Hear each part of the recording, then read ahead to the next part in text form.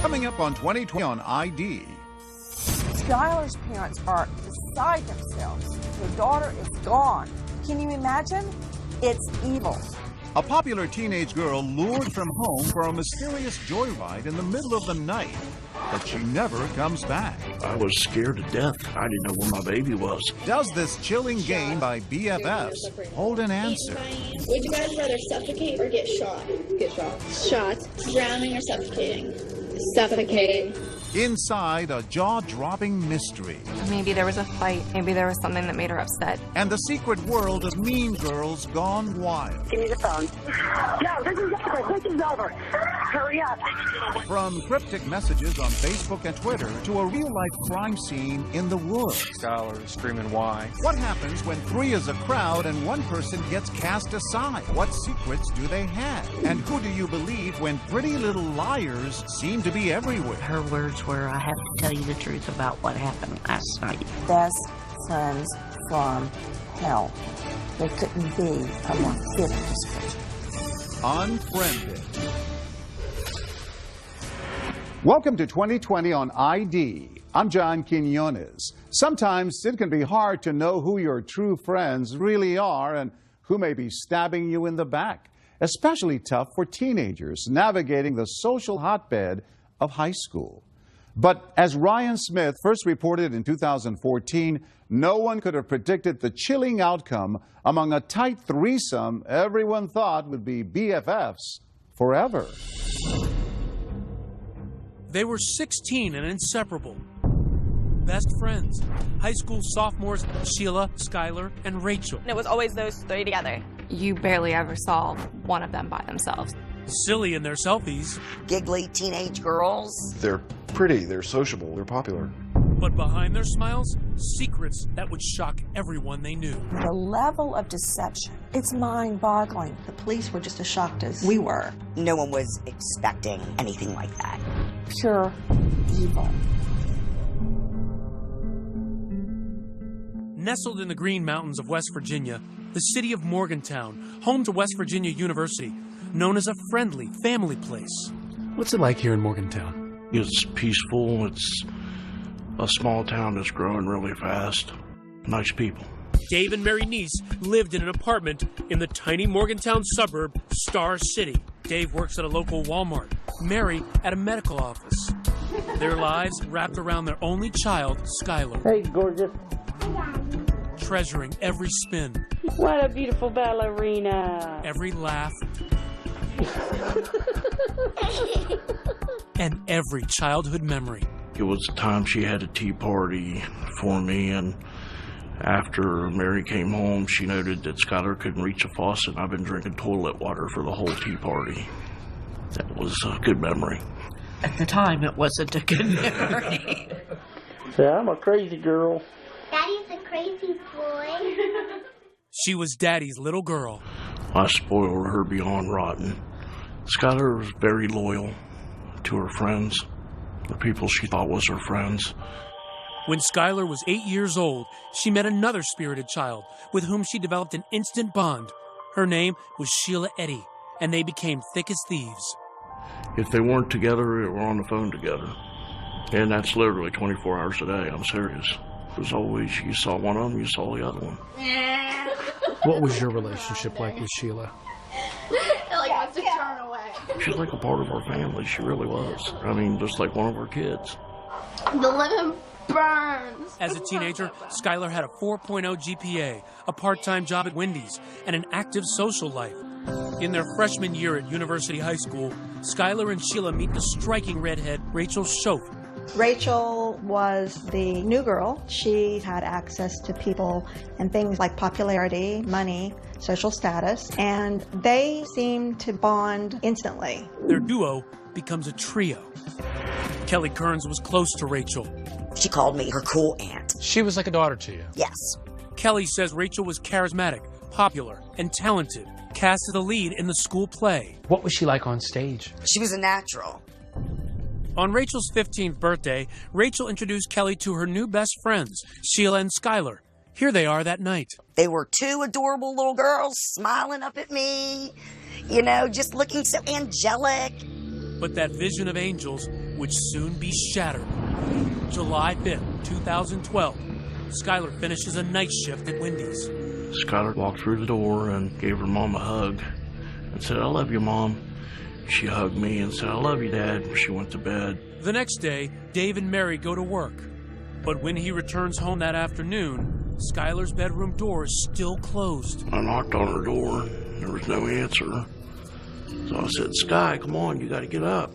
And I still didn't get an answer. So I opened the door. I looked down at her bed and it hadn't been slept in. And it scared me. So I immediately called Mary. She said, "She's not home?" And I said, "No." Concerned, his next call, Sheila. She answered on her first ring. I said, "You got any clue where Skylar is?"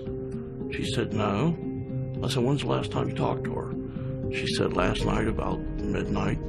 Looking for clues in Skylar's bedroom, Dave discovers something out of place. When you came in here that day, describe what this looked like. The screen was gone completely, and I found it in her closet, and the window was open about that much so she can get her fingers out and lift it back up.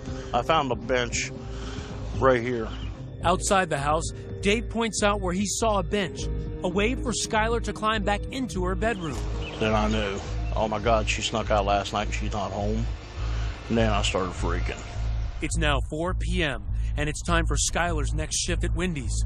Skylar had never missed work, but today, she's a no-show. Wendy's called and said, "Hey, is Skylar coming to work today?" And I said, "Oh, Jesus."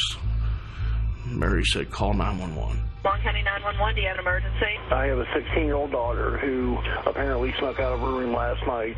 She has not been home, hasn't went to work, can't get a hold of her from any of her friends. I am scared to death. Has she done this before? No.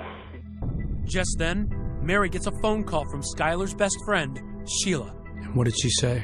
Her words were, "I have to tell you the truth about what happened last night."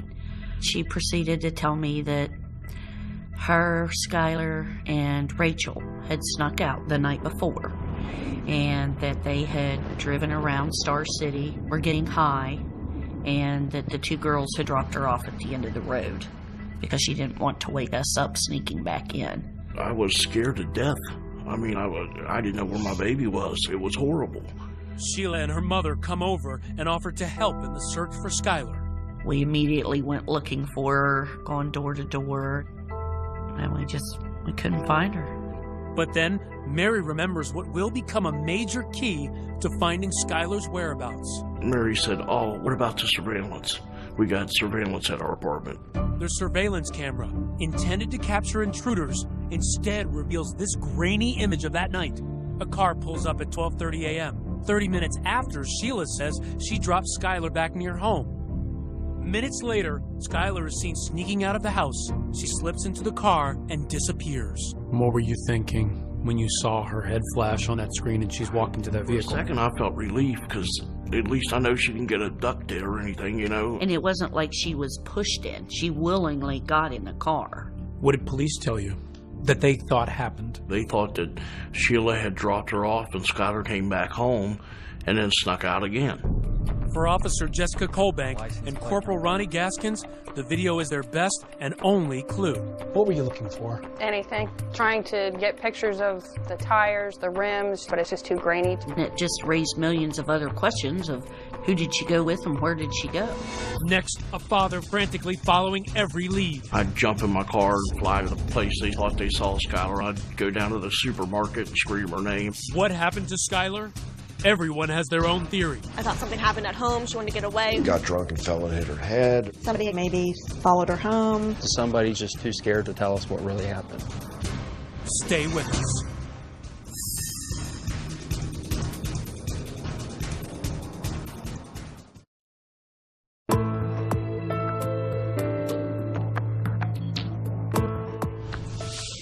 No one has seen or heard from Skylar Neese for days. But is she really missing or just a defiant teenager who's run off?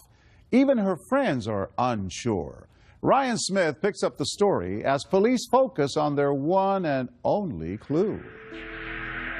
This is the last sighting of 16-year-old Skylar Neese. Surveillance video outside of her home in West Virginia. An eerie vision as she sneaks out of her bedroom, enters an unknown car, and vanishes. Surveillance video from the James Place apartments showed the 16-year-old girl willingly leaving the complex. A parent's worst nightmare. Anyone with information on Skylar's whereabouts? She seems to have left home voluntarily, so police do not activate an Amber Alert. Officer Jessica Colbank is assigned to the case 2 days after Skylar's disappearance. Did you think it was a runaway case at that point? It does happen. Kids run away, they come home a couple days later, or the parents find them. Skylar's parents, Dave and Mary, are frantic. Dave pleads on local TV for help, begging his daughter to come home. We love you. Come home as soon as you can, baby. Honey, if you're scared, don't be scared. You're not in trouble. We need to talk, and that's all, honey. Just come home. Each time they get calls with possible Skylar sightings, they rush into action.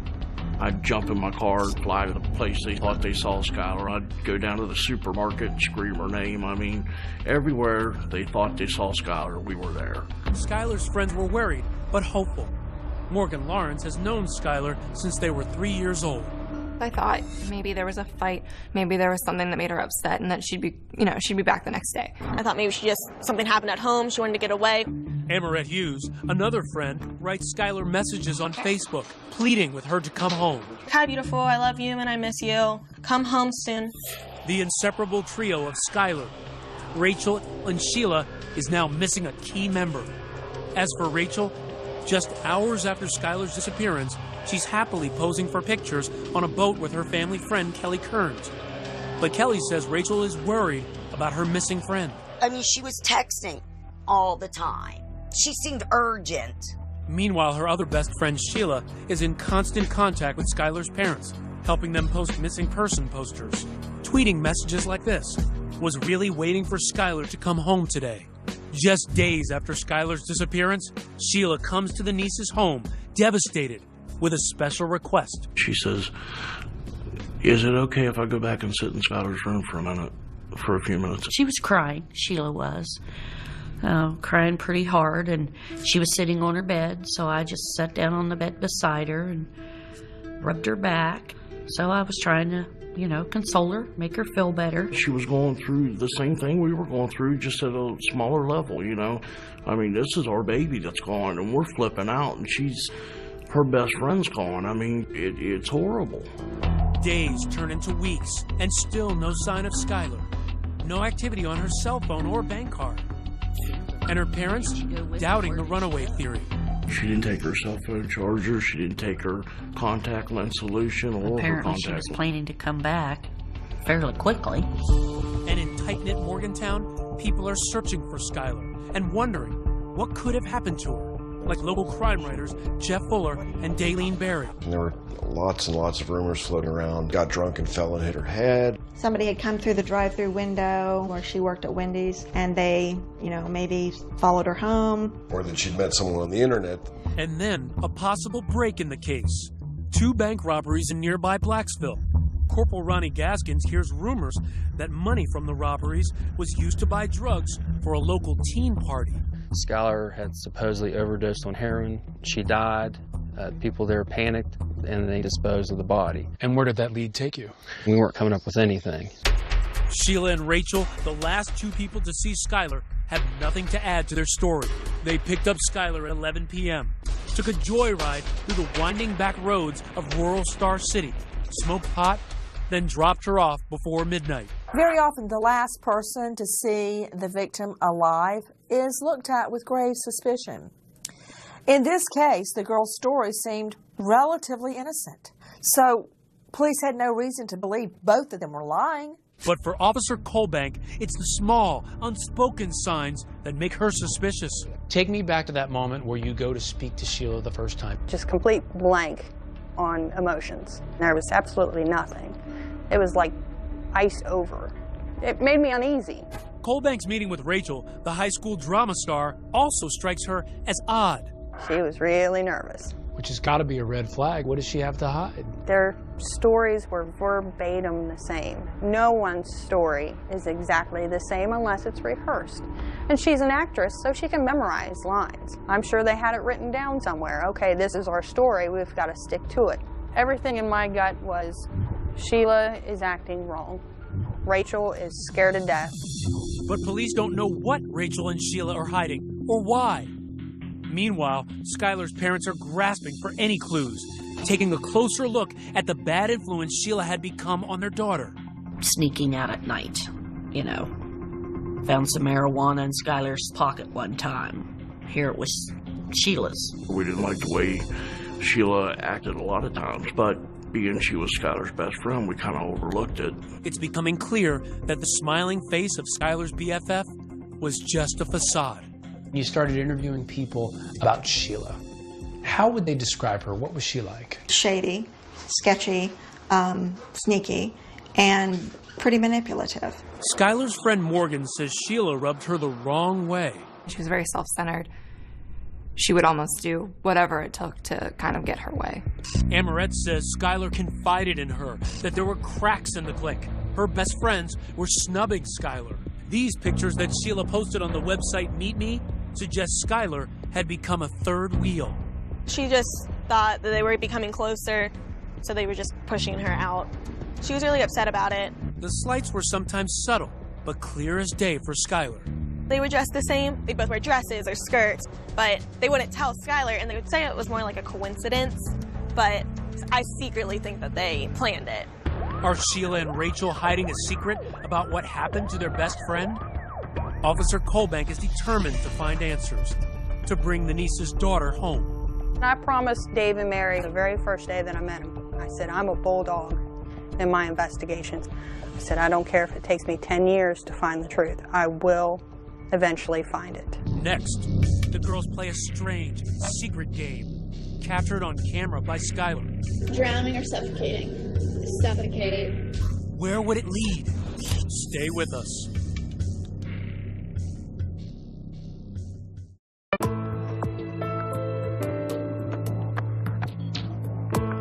As days turn into weeks, the search for missing teenagers Skylar Neese has intensified. But with no signs of activity on her cell phone or bank card, police are beginning to think they're dealing with something far more sinister than a runaway. Ryan Smith picks up the story. Police have begun to suspect that Sheila and Rachel, best friends of missing 16-year-old Skylar Neese, are lying about what happened the night she vanished. The first red flag? Tension in the relationship. Officer Jessica Colbank pours through Skylar's old Facebook and Twitter posts. What she finds sets off alarms. You could tell she was mad at someone. In the weeks before she vanished, Skylar had posted angry messages. There's just something about you I can't stand. People can be so mean for absolutely no reason. Hope you don't expect me to give anymore. Hashtag bye.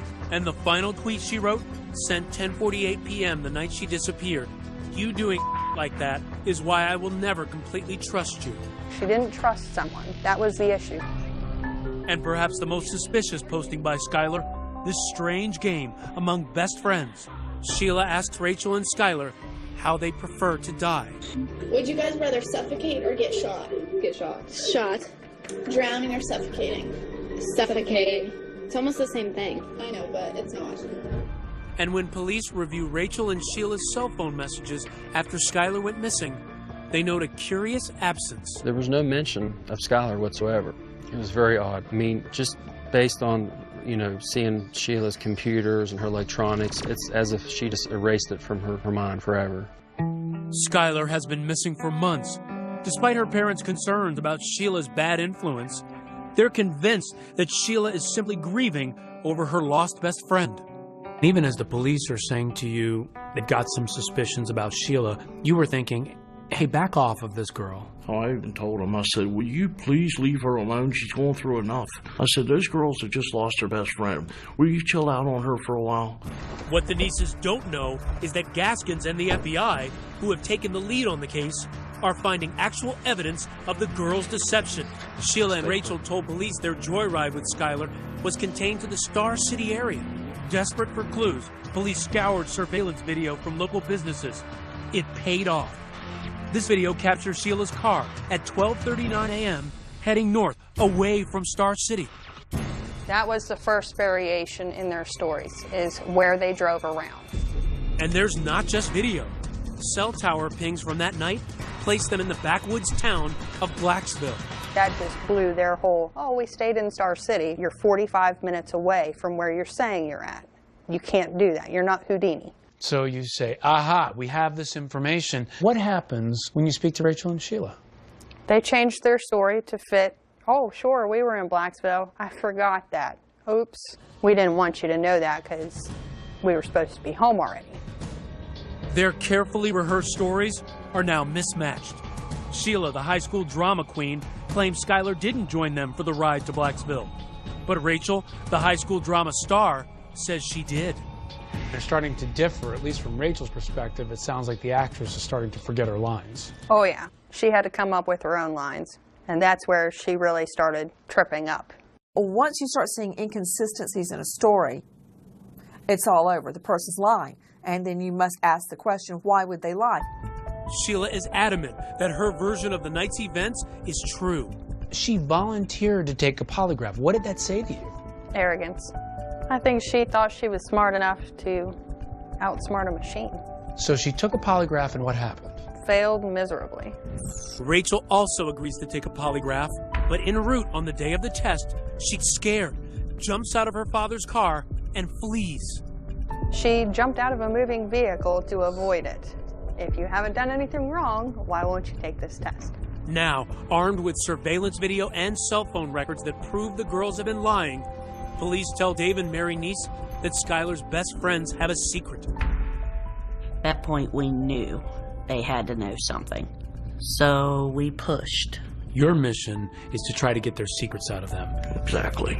I asked them to come over, and I said, okay, help us. You know, if you're afraid of somebody, I promise you they'll never get to you. The Neeses start posting about karma on Facebook, writing that the girls need to tell what they know. Yeah, we hounded them pretty good. Yeah, we did. Their friends at school had picked up on it. Classmates and even strangers are putting pressure on Sheila and Rachel. Anonymous tweets like this one, "Pretty little liars keep on lying." So the town was starting to get suspicious. Right. There was a social media campaign building. They were harassed by a lot of different people online. They were called murderers. You could tell that the tide had turned and people felt like they were somehow involved, or if nothing else, they knew and they needed to come forth and say. And people were outraged that they weren't doing that. So they could put a lot of pressure on that police could not put on. Definitely all eyes were on Sheila and Rachel. You know, you can't be part of the trio and not have any clue what's going on. Kelly Kearns, close friend with Rachel and her mother, hears the rumors that Rachel is stonewalling police. I'd get a text from people, why isn't your friend's daughter cooperating? So I'd send Rachel a text, what the heck are you doing? Even those closest to Rachel are wondering, what is she hiding? I said, was Skylar alive when you left her? Yes. We didn't do anything to her. I think that in this situation, you cannot lessen the importance of peer pressure. Rachel seems particularly affected. As the lead in that year's school play, she is accustomed to adulation. It's like she was getting booed in a performance. It's that type of level of ostracizing her. She couldn't handle that. It seemed like Rachel was really losing it in terms of she was crying a lot at school. Kids saw that. And it wasn't crying for Skylar, where's my friend? No. No, there was a few places where Sheila was sort of crocodile tears on Facebook, but no, there's never any real hint of that. One night, almost 6 months after Skylar went missing, Rachel cracks, apparently having a nervous breakdown. Her mother calls 911. I have an issue with a 16-year-old daughter of mine. I can't control her anymore. She's screaming. She's running through the neighborhood. Give me the phone. Yo, this is over. This is over. Hurry up. Oh, God. She just gave me a block. Oh, God. Hurry up, please. Seemingly suicidal, Rachel is admitted into a local psychiatric hospital. What happens there has never been revealed. But immediately upon release, Rachel is driven directly to meet with police. She's just nervous, she was shaking, and the impression I got was, all right, now the truth's finally going to come out.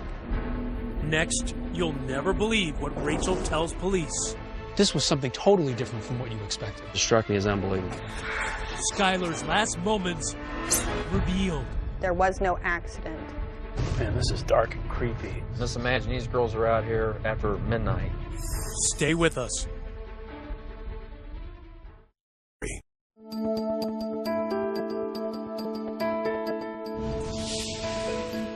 University High's leading lady, Rachel Schoaf, is not able to keep up the act anymore.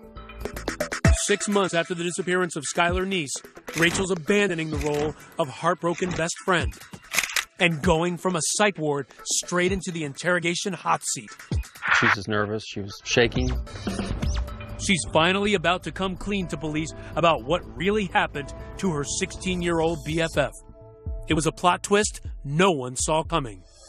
The first words out of her mouth were, "We stabbed her." This was something totally different from what you expected. Took us a minute to kind of settle down. Okay, what do you mean you stabbed her? Rachel tells Corporal Ronnie Gaskins she and Sheila began plotting to kill Skylar months earlier during science class.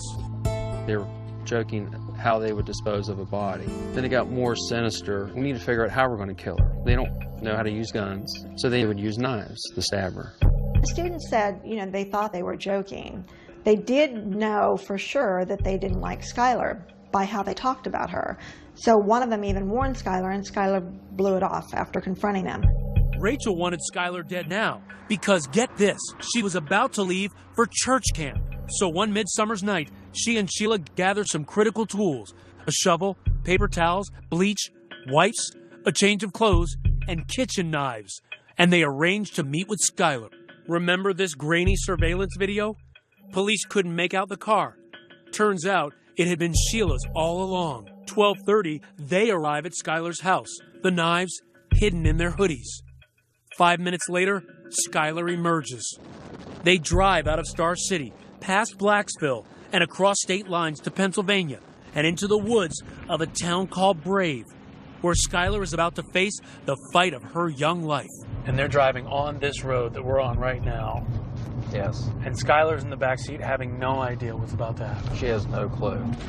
Gaskins takes me back to the murder scene. Man, this is dark and creepy. I mean, Just imagine these girls are out here after midnight. And recounts what Rachel confessed. All three girls exit the car, and they walk down this road. The girls find a grassy area to sit and smoke marijuana. Skylar gets up and starts walking back to the car to get a lighter. That's when they execute their secret plan. Sheila and Rachel get up behind her and count. 1, 2, 3.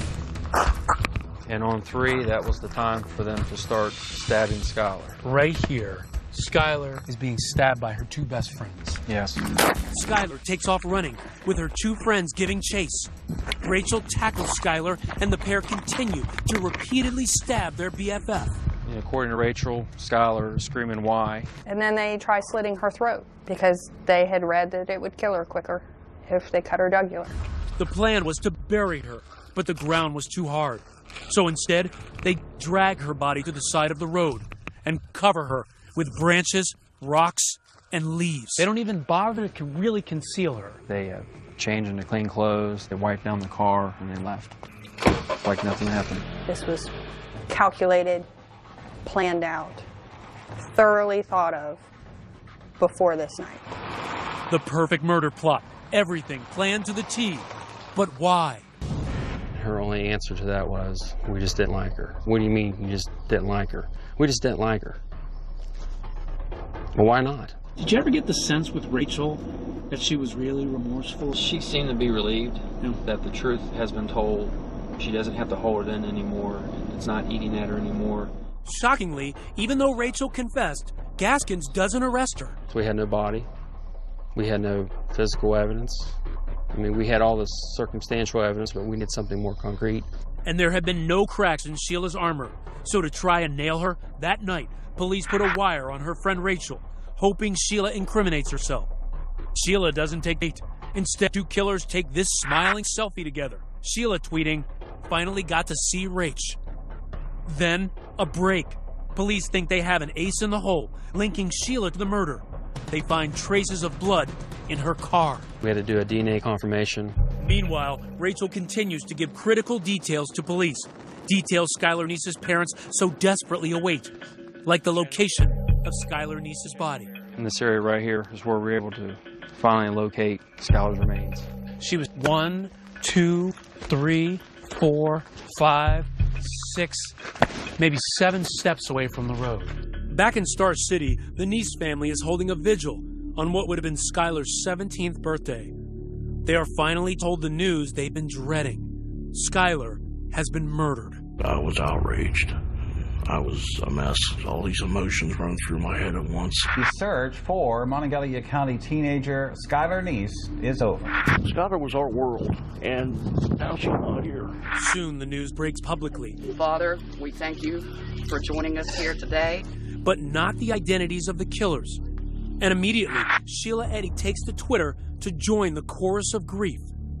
Worst day of my life. The pain is real. And rest easy, Skylar. You will always be my best friend. At the same time she is pretending to mourn online, Sheila is brazenly taunting police, tweeting messages like, "Wonder if there's a Law and Order SVU where they don't figure it out." And "We really did go on 3," a seemingly blatant reference to the crime. But what Sheila doesn't know is that authorities get their biggest break yet. Conclusive evidence linking her to the murder. A DNA match confirms that blood from the trunk of Sheila's car is Skylar's. It's that final piece that really nails Sheila. That was news that I was waiting to hear. Finally, with enough evidence to arrest Sheila, Gaskins closes in and tracks her to the Cracker Barrel, where she is having breakfast with her mother. I just want to be able to get her right then and there, get her into custody. It's a race against time at this point. Right. We're not just dealing with a 16-year-old girl. This is a cold-blooded murder. It's the end of the road for Sheila. She is leaving the Cracker Barrel just as Gaskins pulls up, cuffing the teen killer right there in the parking lot. I advised them she was being charged with the murder of Skylar Neese. What did it feel like for you to finally arrest Sheila? It was just an amazing feeling. It's also a huge victory for that young cop who wouldn't quit, Jessica Colbank. Elation. Pure joy. What did you say when you brought her to jail? Home sweet home. And then we shut the door with a big old grin on my face. Case closed for Colbank, but for Skylar's parents, Dave and Mary, Sicko. Learning the killer's identities not only brought more heartache and devastation, but also fury. They're acting like they really care.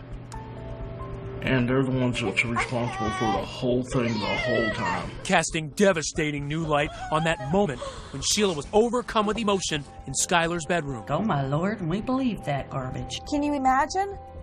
Your daughter's killer sitting on your daughter's bed, crying, and the mother putting her arms around her daughter's killer. Skylar trusted those two little witches, and it cost her her life. Best friends like that, you don't want any enemies, that's for sure. How could they do that to their best friend? And the reason Rachel gave? That they just didn't like her? That's the biggest line of crap I've ever heard in my life. There has to be a reason. You don't do stuff like that for no reason. When we come back, the real motive? Was Skylar hiding something about her friends? Did she know too much? Skylar knew stuff about them that they didn't want out. Her secret diary revealed. Stay with us.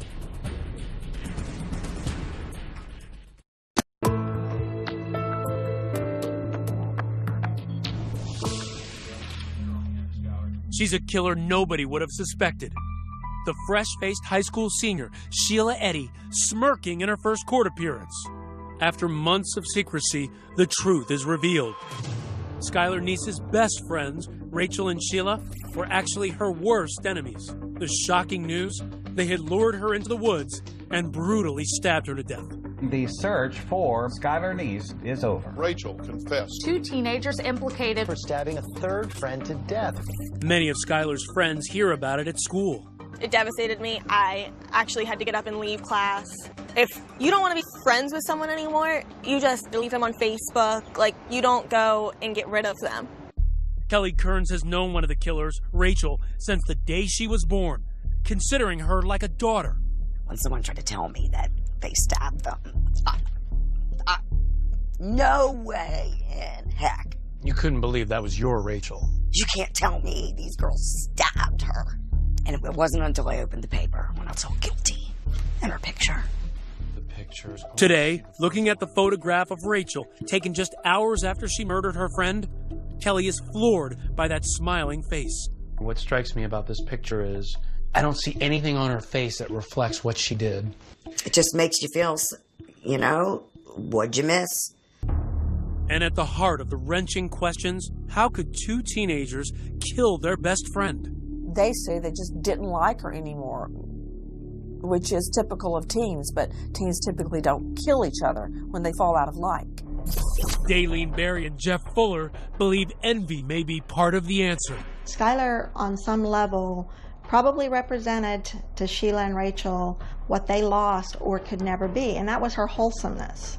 She wanted to stay focused on her goals of going to college, becoming a lawyer, being a self-sustaining individual that gives back to society. And Rachel and Sheila, somewhere along the way, they lost that. And Skylar was a reminder of something that they weren't going to be able to accomplish. So it's almost a jealousy. Yeah. She's the buzzkill. Yeah, she's the buzzkill. I think it was because Skylar knew stuff about him that they didn't want out. Stuff, he says, that was hidden in Skylar's diary, where he says she wrote about a sexual relationship between Sheila and Rachel, which she witnessed at a sleepover at Rachel's house. Daylene Berry and Jeff Fuller describe the incident in intimate detail in the book they've written called Pretty Little Killers. Sheila and Rachel became involved sexually, it appears. Skylar was forced to watch because she knew if she left the bedroom, they had all been drinking and they'd all be in trouble. Several weeks after the sleepover, Skylar tweets, "I'd tell the whole school all the I have on everyone," which is a lot. Hashtag, if I could get away with it. Then, 1 month before she is murdered, there is another tweet from Skylar. "Just know, I know." Rachel and Sheila had formed some type of a sex relationship that they believed Skylar knew about it and would ultimately tell everyone. But the nieces say that Skylar never would have acted on the veiled threats. She had a lot of gay and lesbian friends. It didn't bother her. Now, she didn't care if you were pink, purple, yellow.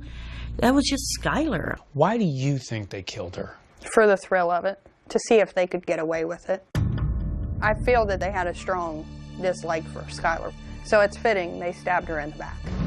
A year and a half after the murder, Rachel faces justice. She pleads guilty to second-degree murder, a lesser charge based on her cooperation. Finally, in court, she directly addresses the Neese family. I'm so sorry. I don't know if there's a proper way to make this apology, because there are not even words to describe the guilt and remorse that I feel each day for what I've done.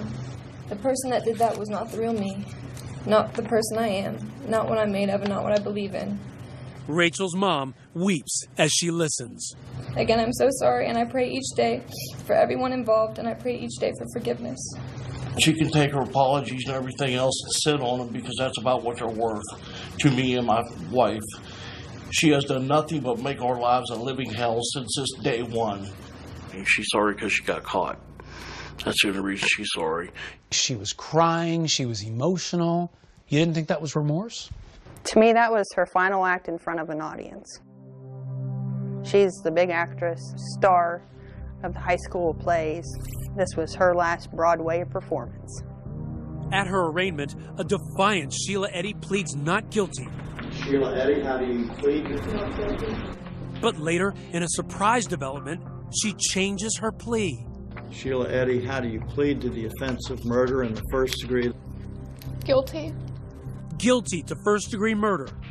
She offered no words of remorse. Why do you think that Sheila has never apologized? Because she's not sorry. You don't apologize for murdering somebody in cold blood because she meant to do it. It's a good thing she didn't give an apology. People think it's horrible because she didn't. I commend her. Don't stand up there and lie to me and tell me you feel guilty. Rachel's family described her actions in a statement as unforgivable and inexcusable. Sentenced to 30 years, she's now serving time in an adult prison. The same prison, in fact, where Sheila, the girl she turned in, is now serving a life sentence. But both girls could be released on parole by their early 30s. If I'm dead and gone, somebody will be there to make sure they talk to the parole board and these animals don't get out of their cages.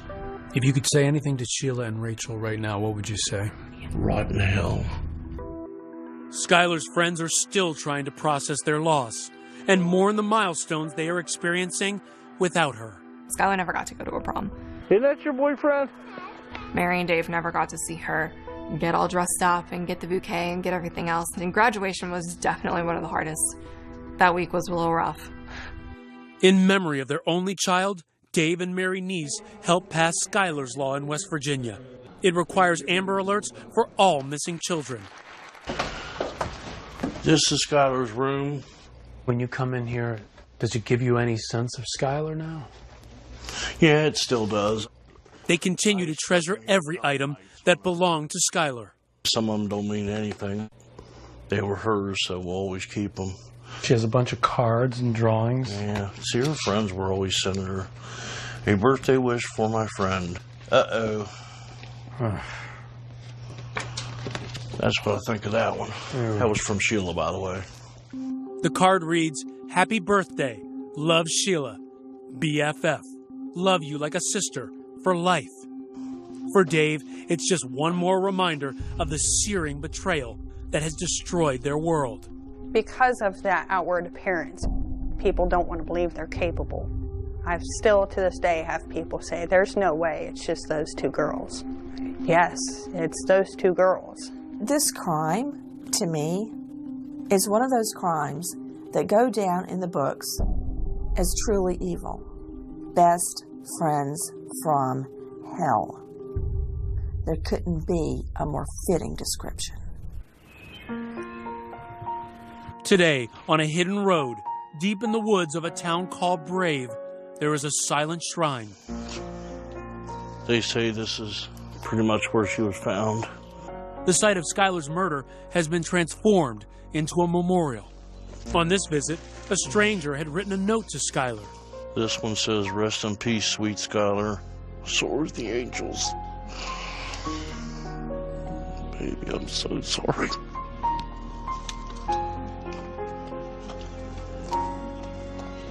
If there's one lesson to be learned in here, and one lesson only, know who your friends are.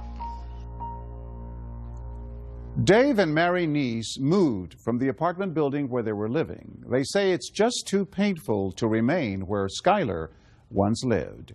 As of 2015, Sheila Eddy and Rachel Schoaf both remain in the same prison. I'm John Quinones. Please join us next time for another edition of 2020 on ID.